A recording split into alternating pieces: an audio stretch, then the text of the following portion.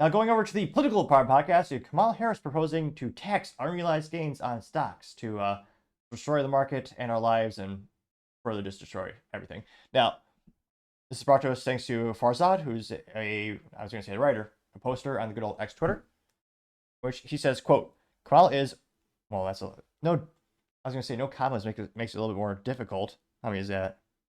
1, 2, 3, 10 million%. That's quite a big percent. So he says, quote, Kamala Harris is 10 million% proposing taxing unrealized capital gains. This looks like it's a proposal on page 82. Says, quote, the proposal would impose a minimum tax rate of 25% on total income, generally inclusive of unrealized capital gains for all taxpayers with wealth, quote unquote. That is the difference obtained by subtracting liabilities to assets greater than 100 million. Under this proposal, taxpayers would choose to pay the first year of minimum tax liability in 9 equal annual installments. For subsequent years, taxpayers would choose to pay minimum tax imposed for those years, not including installment payments due in that year, in 5 equal annual installments. The taxpayer's minimum tax liability would equal the minimum tax rate, that is 25%, times the sum of the taxable income and unrealized gains, including the ordinary assets of the taxpayer, less than the sum of the taxpayer's unfunded, uncredited, prepaid, and regular taxes.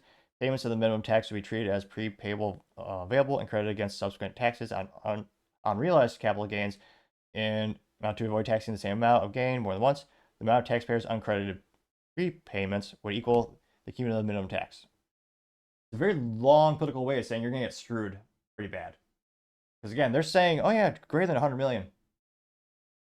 I'd love to someone give me an example. I challenge the comment section. Name one time in history when the government has ever proposed a tax that hasn't gotten fatter, bigger, and just attacked more Americans. And, well, more accurately, robbed more Americans. I mean, one of the best examples of government hypocrisy, or more accurate, lies. When I grew up in the Midwest, it was I believe it was the, not toll tag, or the iPass. There was a highway going through Illinois and Chicago, and they said, hey, there's a toll tag. That was the whole thing you used to use up there. And they said, hey, you know what? We're going to construct this highway, but we promise as soon as it's constructed, there won't be any taxes. As soon as it pays for itself. And then they said, oh, we're just going to keep it for the rest of the year. That's over a decade ago. They're still taxing people for that stuff. And spoiler alert, if you're out of state visiting family, it's $25 per toll. Now, you can, of course, pay with pennies. I have done that just for spite, because it's Illinois. And yeah, this will 100% affect everyone. They're saying, oh yeah, $100 million.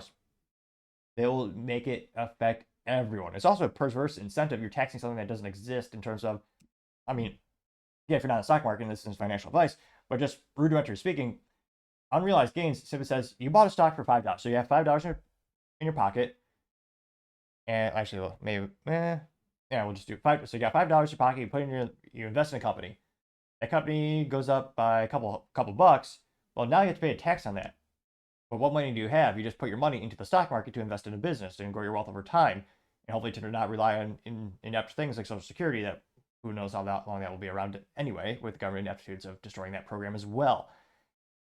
So they're going to tax you on wealth that doesn't really exist. You haven't realized the gains. It's unrealized. You haven't sold it. This would destroy so much investments. I mean, so many people are going to move out of the stock market and not invest in businesses. And it'll be interesting to see if this starts to affect hedge funds, 401ks, because the majority of Americans do have some form of 401k, and how much this ripple effect just goes around the whole investing community. I mean, this is detrimental, terrible news. Not just the stock market, but also the average American. And it will get to the point where, if they pass this, mark my word, it'll get to the point where they just want to tax unrealized gains up to $5. Again, that's what the government does every time. I don't care if it's, I mean, more often than not, the people who do these types of taxes are usually left-leaning, but yeah, who's in the government, you just can't see over time. More often than not, our taxes keep going up. Very few times in history the taxes actually being cut. I would love that, so I really hope they help us out a lot. But yeah, this would be detrimental. This should be on every newspaper. Well, I guess realistically these days, every social media instance. But again, we also shouldn't be surprised when the same communist who wants to control prices of food, which is mentally vacuous evil, has never worked in history. It actually has the opposite effect. As well as say, oh yeah, we're trying to give you money if you want to buy a house. I mean, there's a reason Kamala is trending on the social Twitter or the social networks lately. A lot of these policies straight out of that book. Now this went not as viral as it should. Got a little over 400,000 views and 7.3 thousand likes. Now, one of the first comments comes from Farzad. He said, here's a source. It's the home of the U.S. Treasury Department. It's a .gov source. He also says, this is truly unbelievable. Getting 277 likes. Now, Eric Moscati says, what other solution are you proposing? Yeah, I got 6 likes. He responded, not that one, getting 182. Speaking of 183 likes. Daniel Got Hicks says, it's only for people over 100 million. Yeah, just like the COVID lockdowns are only supposed to last 2 weeks. Always the same blueprint to psyop the masses. Yep, let's make that 168 likes. Full Miss Mars Catalog says, horrible proposal, getting 122 likes. Barrett Hallforth says, quote, any retail investor who votes for Harris is experiencing some kind of self-hatred. Taxing unrealized capital gains will destroy the middle class and send the American economy into a Great Depression. Getting 82 likes. That'd almost be impressive if they can actually destroy the economy more than they have. Don't get me wrong. Statistically speaking, they absolutely can, and these policies will.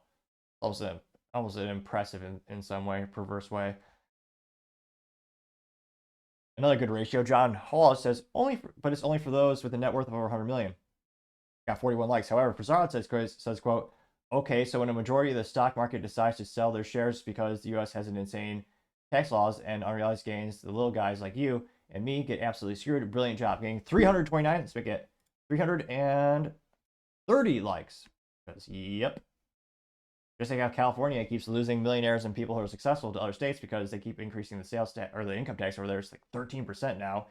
Can't imagine. I mean, heartbreaking to think of every dollar we earn, how much is really ours at the end of the day between all the taxes we pay. We've got state tax, federal tax, you got sales tax, you got electricity tax, water tax, telecom tax, alcohol tax, tobacco tax, gasoline tax.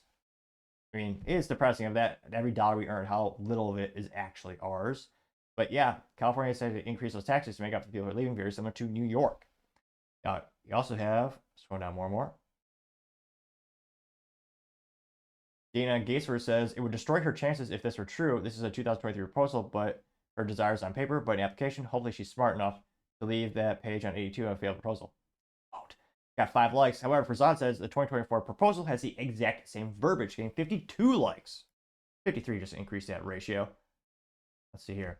Fishbone says, once people understand this, she will basically have sealed her loss in the election. 31 likes, but I don't think so. There are a lot of people on the left and right who are not educated voters. They're just going to vote because there's a D next to her name, as there's an R next to Trump. There are people who just vote the party line. There are some people who think Marxism and communism is going to work. They're mentally vacuous who never read a history book or visited a third world country that has enacted those policies. But nevertheless, those people do, unfortunately, they live in America. You also have Penny 2X says this is why I'm voting for Trump, getting 31 likes. Erica Rich says Kamala is a communist. This is undeniable, getting 68. I get 69 likes. So thankfully, most people in comments are in agreement that this is a terrible thing and it would inevitably mean to greater expansion of the taxes, and it would go after everyone who invests in the stock market. And yeah, let me know in the comments if you ever heard of a single tax or anything being rolled back in U.S. history. I know it happened under Reagan, happened a little bit under Trump, but on average, really exceedingly rare. And yet another example of a terrible, terrible policy that Kamala Harris wants to enact that, again, would destroy a lot. But let me know in the comments, do you think the average person will just think, oh yeah, go after those rich guys. It'll never go after me. Let me know in the comments, because as always, it'd be fascinating to hear what you have to say. Thank you, everyone, for taking the time to tune in. Again, trying to get to 4,000 subscribers by the end of the month. So if you can click that button, I would greatly appreciate it. Also, give me a thumbs up, a thumbs down, or a comment. It's a great way to give me some additional feedback, letting me know how I can make the show better and better. Lastly, don't forget to take the time to tell your family, tell your friends, tell your coworkers, heck, tell your enemies, tell anyone and everyone. Just stay safe, fight the good fight.